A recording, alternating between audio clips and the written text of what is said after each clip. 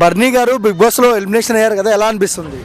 అనిపించడానికి ఏముందన్న, ఇదంతా స్క్రిప్టే కదన్న. జెంట్స్ అందరూ ముందే తుల్లిపోతారన్న, లేడీసే లాస్ట్ కొంటారన్న. ఓకే, అంటే తనూజ నాన్న నాన్న అని నాన్నని కొంపలో ముంచింది అంటున్నారు కదా, ఏమంటారు?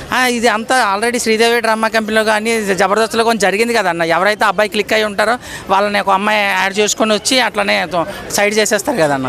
ఓకే, అంటే బర్నీ గారు ఎలిమినేషన్ కావడానికి కారణాలు ఏంటి?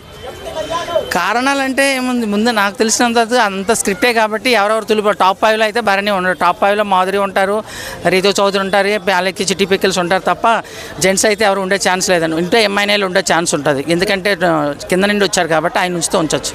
బర్నీ గారు ఒక పెద్ద యాక్టర్, బాహుబలి లాంటి సినిమాలు చేసిన ఆయన ఎందుకు అంత తొందరగా బయటికి పంపిస్తున్నారు? ఎందుకు పంపిస్తున్నారంటే అన్న, ప్రతి వారం ఎవరినో ఒకరిని పంపాలన్న. ఈసారి ఆయన వంతు వచ్చింది కాబట్టి పంపారన్న. అందరినీ ఉంచితే లాస్ట్ వరకు అవ్వదు కదా. ఆయనకన్నా జీరో గేమ్ ఆడే వాళ్ళు చాలా మంది ఉన్నారంటున్నారు. ఉన్నారు, వాళ్ళకి నచ్చినప్పుడు వాళ్ళు పంపుతారన్న. నిన్న ఆల్రెడీ ఒక టీవీ షోలో కూడా చెప్పారు కదన్న, అన్ఫేర్గా జరుగుతుందని. మళ్ళీ ఇంకా దాని గురించి భరణి ఎలిమినేషను రైటా రాంగ్ అనేది లేదు. ఆల్రెడీ ఒక ప్లాన్ ఉంది, ఆ ప్లాన్ ప్రకారమే ఒక్కొక్కరు బయటికి వెళ్తున్నారన్న.